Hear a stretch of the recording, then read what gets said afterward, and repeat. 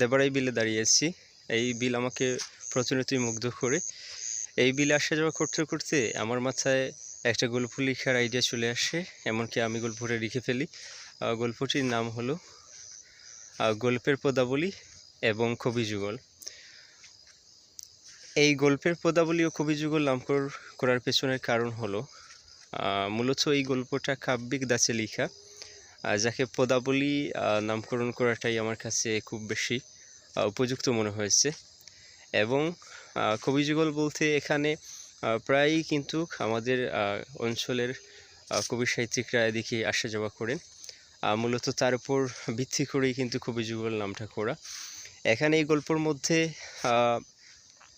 দুজন বৃদ্ধ যুগলের টানাপোড়েনের জীবনের কথা লেখা আছে।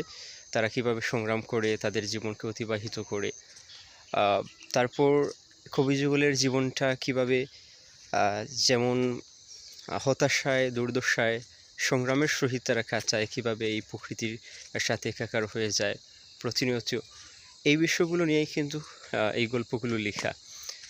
এখন যদি আপনার কাছে এই গল্পটি পড়ার একটা আগ্রহ সৃষ্টি হয়, তাহলে আপনি গুগলে গিয়ে নেশনীল লিখে সার্চ করলেই আপনি একটা ব্লগ সাইট পেয়ে যাবেন, আর সেটা থেকে আপনি গল্পটা পড়তে পারেন। অথবা ফেসবুকের অন্য কাউকে লিখলে আপনি আমার আইডি থেকে সেটা পড়ে নিতে পারেন। অথবা আমি চেষ্টা করব ডেসক্রিপশনে এই নেশনীল ওয়েবসাইটের লিঙ্কটা অ্যাড করে দিতে।